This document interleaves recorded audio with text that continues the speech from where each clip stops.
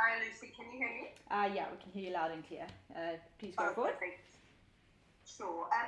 Rob, we saw Temba train quite a lot yesterday. Is there any further updates on how he's doing, and what did you make of the way he progressed yesterday? Yeah, yesterday was obviously positive. You guys that were there would have seen him doing a fair bit of training in different manners. So, I mean, that is the update. Obviously, today we'll see again at training. We're just taking it daily. We've seen a progression positively each day, which is awesome. So yeah, we're just ticking off each day as it comes. Thanks, Proteas. Talford, then Keenan. Thanks, Lucy. How's it going? How's it, Talford? Hi. Also, on the Temba situation, I mean, you would have to be somewhere very far away not to realise that a lot of negative publicity and comment on Temba that comes out of South Africa. And a lot of it says that Temba is undroppable.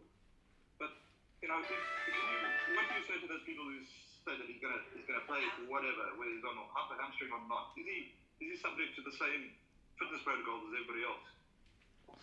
Yeah, absolutely is. I mean, Temba hasn't come into the conversation about being dropped because he's been one of our best batters for the entire year. So, from me, in my point of view, yep, he hasn't scored the runs that he would have wanted to in the World Cup. But every training he looks like he's close, and every game he looks like he's close. So, from that point of view, it's, you know, a good score is just around the corner from him. But as far as being undroppable, no one's bigger than the team at the end of the day, and so, you know, the same goes for everyone. Thanks, Talford. Keenan, then Morgan. Thanks, Lucy. Rob, I'd just like to ask you about your journey as a Proteas coach. It started this year. The team didn't look good when you came in, and you've taken them to 7 wins out of 9 matches in the World Cup. Can you talk to me about that progress that you've made, and was it expected to make that progress so fast as national white ball coach? Thanks. Look, I mean, the guys played very well against England in January. That sort of gave us a shot at being direct qualifiers for the World Cup, and I was only remotely involved in that. So we started the year well and then continued on. And as far as the World Cup goes, I think, you know, there's quality players and always have been quality players, and I spent a long time together in some respects, and then we've got some nice youth that have come in and stepped up at the World Cup, which has been great to see. You know, what do you attribute success to? I don't think it's only one thing. I think it's a number of things. I think the batting development as a unit didn't start with me, started before me. And then the same could be said from the bowling. I think the coaches here that have been part of the Proteas environment have been world class. It's been such a pleasure working with Wandile, JP and Eric and Matt from a coaching point of view. The interactions between the staff have been awesome, and the way they interact with the players has been great. So, yeah, I mean, it could be a host of different things. Has it happened reasonably quickly? Yep, I honestly feel like I've just started into, understanding a head coach and the time taken to influence a team. You know that can take some time. Building relationships takes time, and as a national coach, we don't spend a huge amount of time together, other than obviously like in a World Cup now when we're together for a long period of time. So, it's early days in the journey. I don't want to attribute success to any one thing, other than you've got a lot of good people working very hard to make this team successful, and that includes the players. Thanks, Keenan. Going to go Morgan. Morning. Thanks, Lucy. Morning, Rob. Rob, 9 games into the World Cup, is he a little bit more focused on the mental side of things now? Because you guys are almost on the verge of history becoming a Proteas team that's gone a place where no other team's gone before. So do you focus more on the mental side of things now as opposed to, the techniques and all those intricacies? I mean, it's not a deliberate focus on the mental side of the game. I think we again, it's cliched, but it is true. We just try to stick to the process that have brought us good cricket and good success so far. So whether that's conversations with batting groups or individuals, or it is some attention to a slight sort of tweaks here and there from a technical point of view or a thinking point of view. Yeah, they're all happening. But you're not going to change technique significantly in a tournament. That's never going to happen. It's more around options. What are the options we're taking? What are the options that each player has? And we've encountered a sort of very varied set of conditions in India, which we expected right from the word go. I said that before we even got here. So the players are having to adapt and adapt pretty quickly, which I think they've done very well. Thanks, Morgan. For those, before we go for a second one from you, I'm just going to read out Tennis's question. So I do apologize that I'm cutting across the screen here. So he just wants to ask about Zampa. He's been in great form here after taking punishment in SA. Do the batters feel confident against him, and how do you guys prepare for him? Yeah, I mean, he's up there with the top wicket takers in the tournament. He's a quality bowler. We have played well against him both in South Africa and in the first game. We under no illusions as to whether he's a threat or not. Obviously, he's an international grade bowler that's bowling very well. So we have confidence in the fact that we've played him well, but we understand the threat that he does pose, and so it's going to be a great matchup of skills. Really, I'm super excited for it because. The wicket will probably turn a little bit, so it'll put our spin play, under the spotlight, and we've done that really well. So I'm looking forward to it again. Thanks for that one, Tennis. We're going to go for those then, Ali. Thanks again, Lucy. Sorry, Rob, just to be 100% clear, so will you take a call on Temba's availability on the morning of the game, or do you expect to be able to make it earlier than that? No, we'd hopefully make it earlier than that. In an ideal world, we wouldn't want to wait that late. But at the end of the day, I do want to give him every chance of being ready to play for his country. So, as I said, we just tick it off day by day. And when the decision needs to be made, we'll make it. Great, thanks for those. Ali, then Heinz. Hi, Rob. I'm just wondering, with Glenn Maxwell coming back into the Australian team, or likely to come back, obviously his first performance since that incredible double 100 against Afghanistan. I'm just wondering whether that innings has changed any of your plans towards him, or whether you consider it a kind of lightning is unlikely to strike twice kind of affair.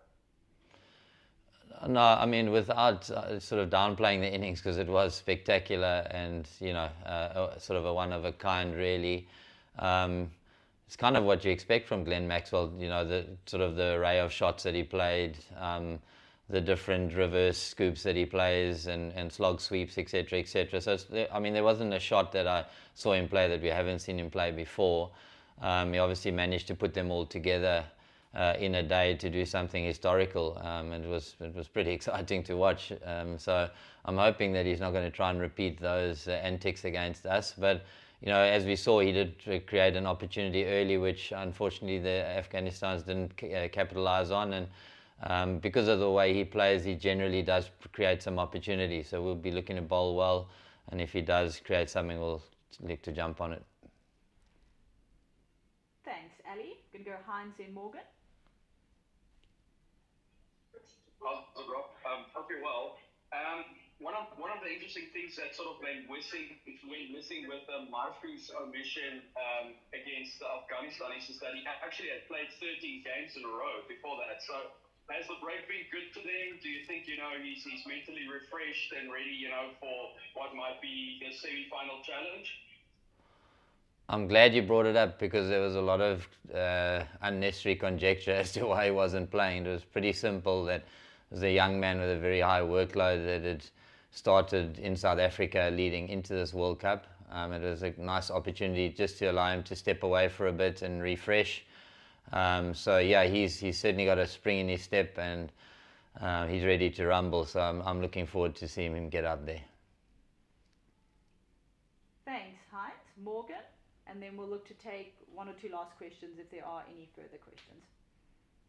Rob, you spoke about Adam Zampa now, but in your camp you've got Kesh. How important is Kesh? He might not have taken 22 wickets at the World Cup, but I think it's only one game we went for more than 5 runs in over, or 5 runs in innings, or per over.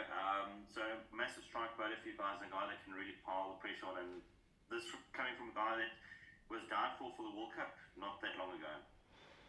Yeah, I've said it along the way of the World Cup. I mean, Kesh has been unbelievable.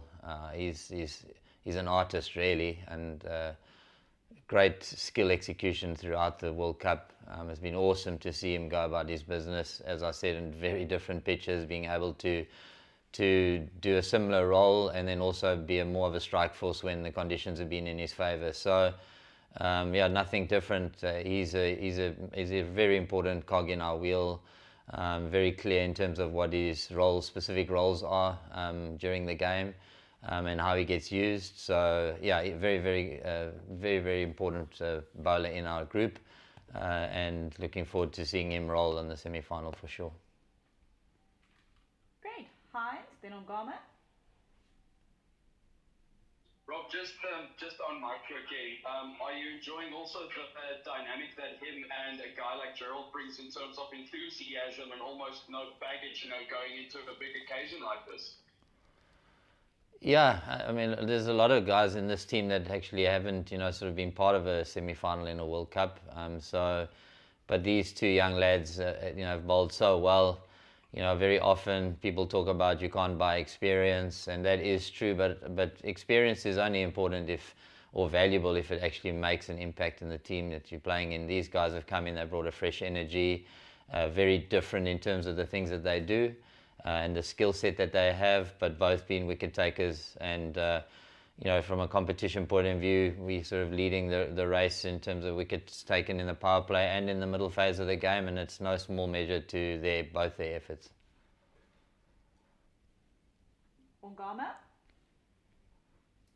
Hi Rob.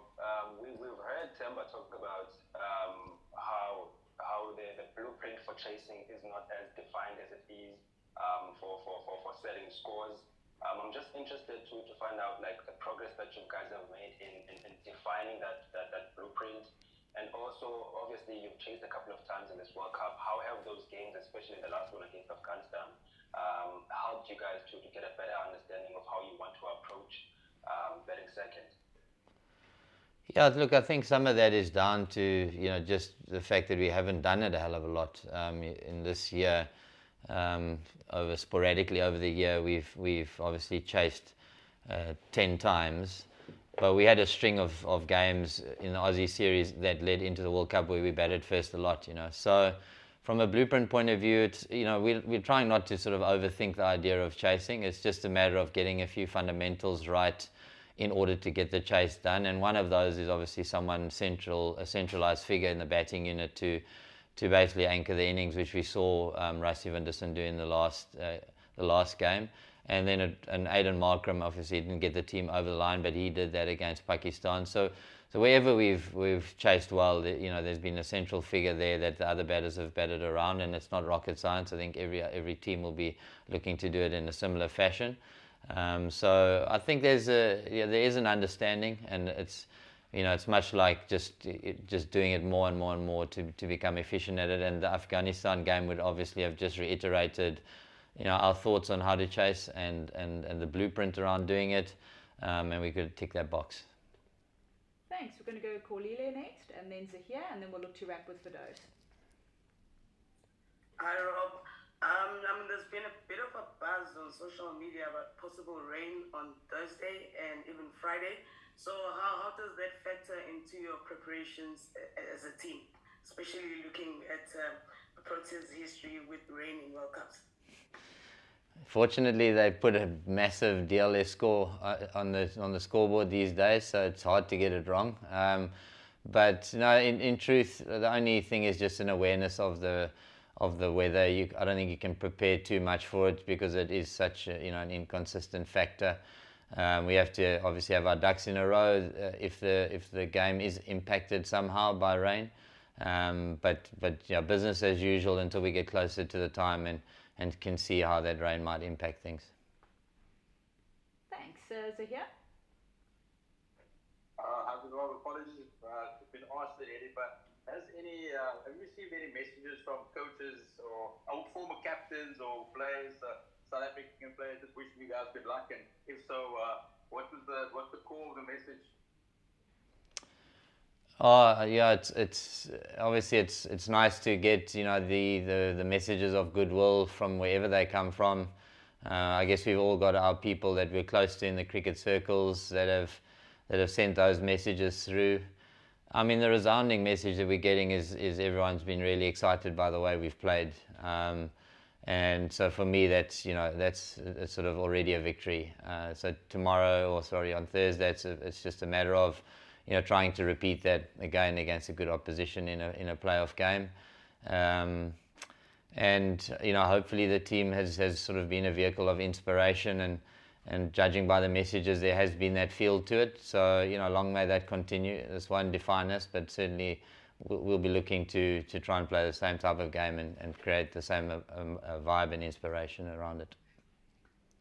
Great, thanks Zahir for those. Lucy, do you want me to read Tinus's question as well? No, you can go ahead with yours, and then I'll tackle that one just right at the end to wrap up the press con. Thank you, though. Cool.